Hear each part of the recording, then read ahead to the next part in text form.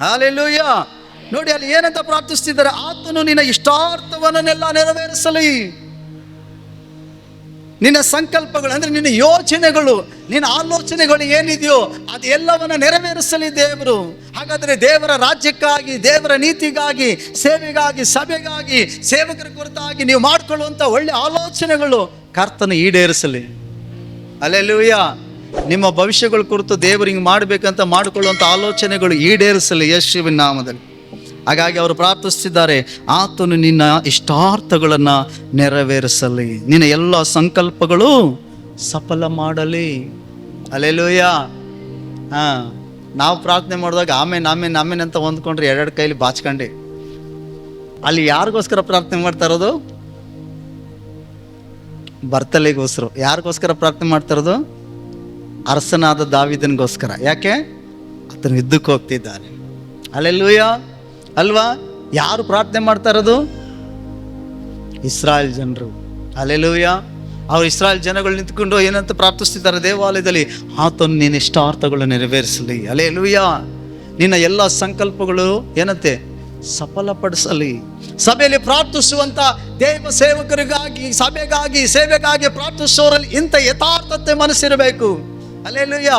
ನೀನು ಸೇವಕರ ಇಷ್ಟಾರ್ಥಗಳು ನೆರವೇರಲಿ. ಯಾಕಂದ್ರೆ ಸೇವಕರು ಹೆಚ್ಚಾಗಿದ್ದೇನೆ ದೇವರ ಕುರಿತು, ದೇವರ ಸೇವೆ ಕುರಿತು ಆಲೋಚನೆ ಮಾಡ್ತಿರ್ತಾರೆ, ಆತ್ಮಗಳ ಕುರಿತು ಆಲೋಚಿಸ್ತಾ ಇರ್ತಾರೆ.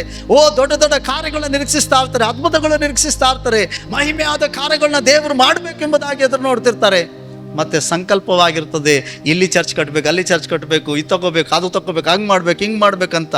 ಅದಕ್ಕಾಗಿ ಪ್ರಾರ್ಥಿಸ್ಬೇಕು, ನಿನ್ನ ಇಷ್ಟಾರ್ಥಗಳೆಲ್ಲ ದೇವರು ನೆರವೇರಿಸಲಿ.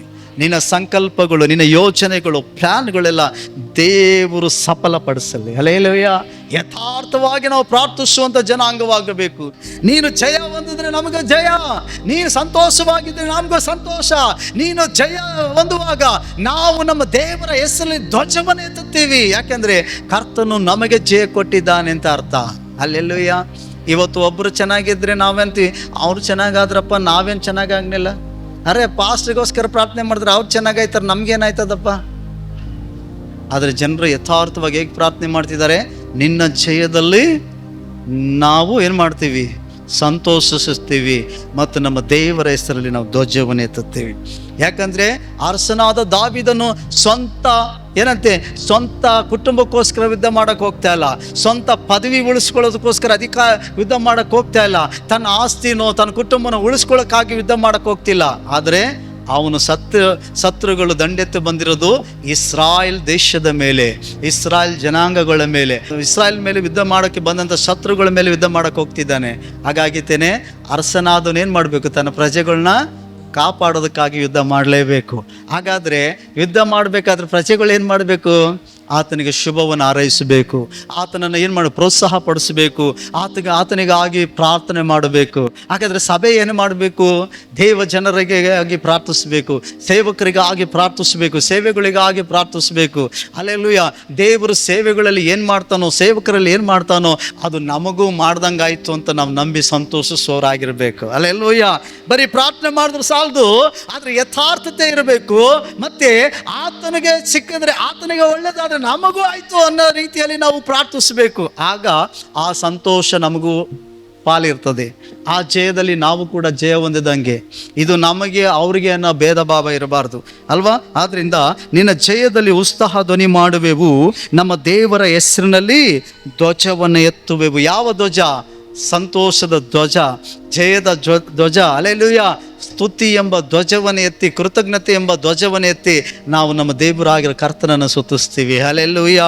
ನೀವು ನಮ್ಮ ಪ್ರಾರ್ಥನೆ ಕೇಳಿದೆ, ನಮ್ಮ ಅರಸನಿಗೆ ಜಯವನ್ನು ಕೊಟ್ಟೆ, ಶತ್ರುಗಳ ಮೇಲೆ ಬಿಡುಗಡೆ ಕೊಟ್ಟೆ. ಓ ದೇವನೇ ನಿನಗೆ ಸ್ತೋತ್ರ.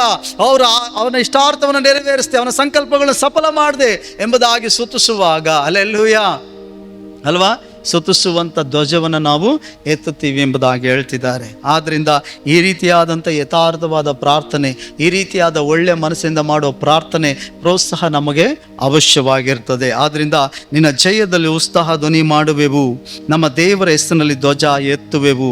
ಯೆಹೋವನು ನಿನ್ನ ಎಲ್ಲ ವಿಜ್ಞಾಪನೆಗಳು ನೆರವೇರಿಸಲಿ. ನೀನು ಯಾರ್ಯಾರಿಗಾಗಿ ಯಾವ್ಯಾವ ವಿಷಯಗಳಿಗಾಗಿ ಪ್ರಾರ್ಥಿಸ್ತಿದೆಯೋ, ಯಾವ ಕಾರ್ಯಗಳನ್ನು ಎದುರು ನೋಡ್ತಿದೆಯೋ, ಆ ದೇವರು ಮಾಡಬೇಕೆಂಬುದಾಗಿ ಕಾತಿದೆಯೋ, ಆ ಎಲ್ಲ ವಿಜ್ಞಾಪನೆಗಳು ದೇವರು ನೆರವೇರಿಸಲಿ. ಆಮೆನ್. Hallelujah, hallelujah. ಅಲ್ವಾ? ಅರಸನಿಗಾಗಿ ಏನೆಲ್ಲ ಪ್ರಾರ್ಥಿಸ್ತಿದ್ದಾರೆ. 6ನೇ ವಚನ ನೋಡಿ ಏನು ಹೇಳ್ತಾರೆ ಅಂದರೆ, ಯೆಹೋವನು ತಾನು ಅಭಿಷೇಕಿಸಿದ ಅರಸನಿಗೆ ಜಯವನ್ನು ಅನುಗ್ರಹಿಸುವನೆಂದು ಈಗ ನನಗೆ ಗೊತ್ತಾಯಿತು.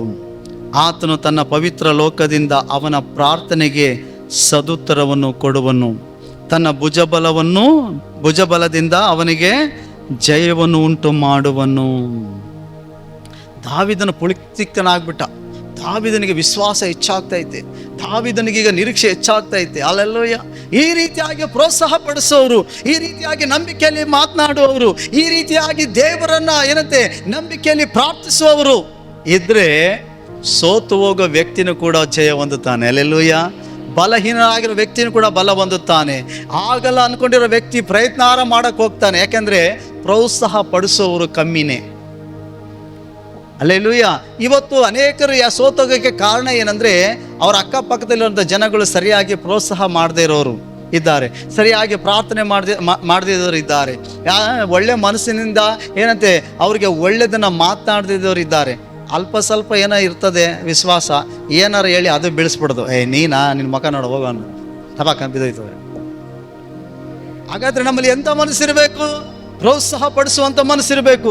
ಸೋಲುವಂಥ ವ್ಯಕ್ತಿಗೆ ಆತ್ಮವಿಶ್ವಾಸನ ತುಂಬಬೇಕು. ನಿನ್ನಿಂದ ಸಾಧ್ಯ, ಕರ್ತ ನಿನ್ನ ಸಂಗಡ ಇದ್ದಾನೆ, ಸಾಧ್ಯ, ದೇವರು ಖಂಡಿತ ಜಯ ಕೊಡ್ತಾನೆ, ಪ್ರಾರ್ಥಿಸು, ನಂಬಿಕೆಯಲ್ಲಿರು, ಖಂಡಿತ ನಿನ್ನ ಹೋರಾಟಗಳು ತೆಗಿತಾನೆ. ನಮ್ಮ ಮಾತುಗಳು ಇತರರನ್ನ ನಂಬಿಕೆನ ಕಟ್ಟಿ ಎಬ್ಬಿಸುವಂಥದ್ದಾಗಿರಬೇಕು. ನಮ್ಮ ಮಾತುಗಳು ಬೇರೆಯವರ ನಂಬಿಕೆಗಳನ್ನ ದೃಢಪಡಿಸುವಂಥ ಮಾತುಗಳಾಗಿರಬೇಕು. ನಮ್ಮ ಮಾತುಗಳು ಅನೇಕರಿಗೆ ಪ್ರೋತ್ಸಾಹ ಪಡಿಸುವಂಥದ್ದಾಗಿರಬೇಕು. ನಮ್ಮ ಮಾತುಗಳು ಸೋತೋಗರಿಗೆ ಜಯವನ್ನು ಹೊಂದುತ್ತೀನಿ ಅನ್ನೋ ಒಂದು ನಿರೀಕ್ಷೆ, ನಂಬಿಕೆನ ಉಂಟು ಮಾಡುವಂಥ ಮಾತಾಗಿರಬೇಕು. ನಮ್ಮ ಮಾತುಗಳು ಕೆಲವರಿಗೆ ಆಧರಿಸುವಂಥ ಮಾತಾಗಿರಬೇಕು. ನಮ್ಮ ಮಾತುಗಳು ಬಲಹೀನನು ಬಲ ಹೊಂದುವಂಥ ಮಾತುಗಳಾಗಿರಬೇಕು. ಅಲ್ವಾ? ದಾವೀದನಿಗೆ ಏನು ಮಾಡ್ತಿದ್ದಾರೆ ಅಲ್ಲಿ, ಏನು ಹೇಳ್ತಿದ್ದಾರೆ? ಯೆಹೋವನು ತಾನು ಅಭಿಷೇಕಿಸಿದ ಅರಸನಿಗೆ ಜಯವನ್ನು ಉಂಟು ಮಾಡುವನೆಂದು ಈಗ ನನಗೆ ಗೊತ್ತಾಯಿತು.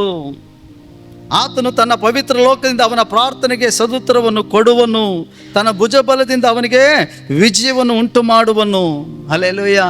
ಇಲ್ಲಿ ಏನು ಹೇಳ್ತಿದ್ದಾರೆ 6ನೇ ವಚನದಲ್ಲಿ? ಯೆಹೋವನು ತಾನು ಅಭಿಷೇಕಿಸಿದ ಅರಸನಿಗೆ. ದಾವೀದ ದೇವರಿಂದ ಅಭಿಷೇಕಿಸಲ್ಪಟ್ಟಂತ ಅರಸ, ದಾವೀದ ದೇವರಿಂದ ಕರೆಯಲ್ಪಟ್ಟಂತ ಅರಸ.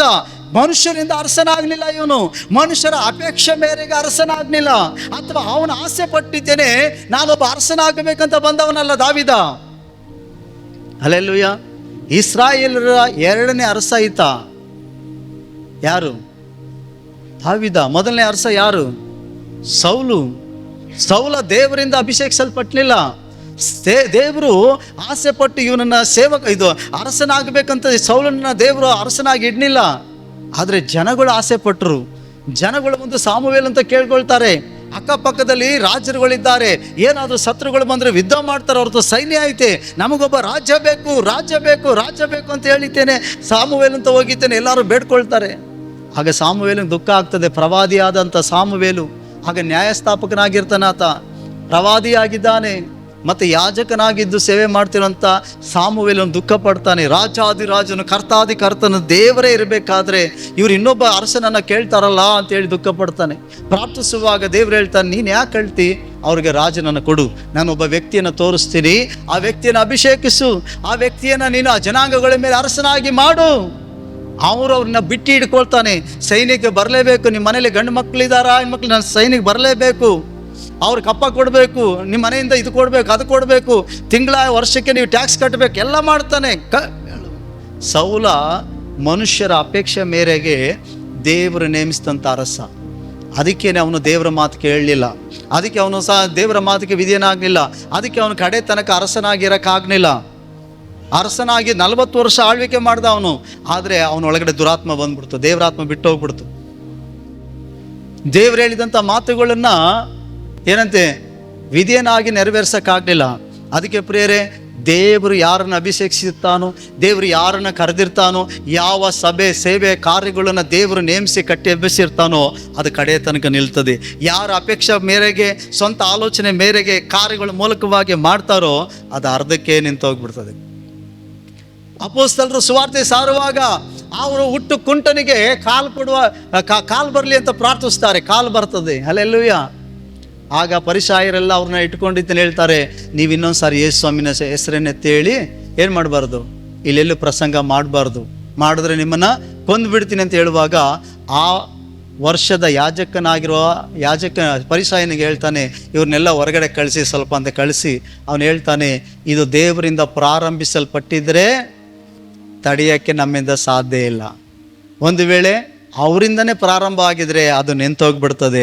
ದೇವರಿಂದ ಪ್ರಾರಂಭವಾದರೆ ನಾವು ಅದನ್ನು ಎದುರಿಸೋಕ್ಕಾಗಲ್ಲ. ಯಾಕೆಂದರೆ ದೇವರು ಪ್ರಾರಂಭಿಸಿದರೆ ನಾವು ಎದುರಿಸೋದಾದರೆ ನಾವು ದೇವರಿಗೆ ಶತ್ರುಗಳಾಗಿ ಕಂಡು ಬರ್ತೀವಿ ಅಂತ ಹೇಳ್ತಾನೆ. ಹಲ್ಲೆಲೂಯಾ. ಅದಕ್ಕೆ ನಾವು ತಿಳ್ಕೊಳ್ಬೇಕು, ದೇವರು ಯಾವುದು ಪ್ರಾರಂಭ ಮಾಡಿದ್ದಾನೆ, ಯಾವುದು ಪ್ರಾರಂಭ ಮಾಡಿಲ್ಲ ಅನ್ನೋದನ್ನ ತಿಳ್ಕೊಬೇಕು. ಹಲ್ಲೆಲೂಯಾ. ನಾವು ಎಲ್ಲವನ್ನು ಕೂಡ ಅಡ್ಡೆ ಮಾಡೋಕ್ಕೆ ಹೋಗಬಾರ್ದು. ಯಾಕಂದರೆ ದೇವರಿಗೆ ನಾವು ಶತ್ರುಗಳಾಗ್ಬಿಡ್ತೀವಿ, ದೇವರ ಕಾರ್ಯಗಳಿಗೂ ಅಡ್ಡೆ ಮಾಡೋಕ್ಕೆ ಹೋಗ್ಬಿಡ್ತೀವಿ. ಅದಕ್ಕೆ ದೇವರ ಕಾರ್ಯಗಳು ಯಾವುದು, ದೇವರು ಪ್ರಾರಂಭಿಸಿದ್ದು ಯಾವುದು, ದೇವರು ನಡೆಸ್ತಾ ಇರೋದು ಯಾವುದು ಅನ್ನೋದು ನಾವು ತಿಳ್ಕೊಳ್ಳುವಾಗ ನಾವು ದೇವರಿಗೆ ವಿರೋಧವಾಗಿ ಜೀವಿಸೋಕ್ಕಾಗಲ್ಲ. ದೇವರಿಗೆ ವಿರೋಧವಾಗಿ ನಾವು ಹೋಗುವಂಥ ವ್ಯಕ್ತಿಗಳಾಗಿರಲ್ಲ ಪ್ರಿಯರೇ. ಹಲ್ಲೆಲೂಯಾ.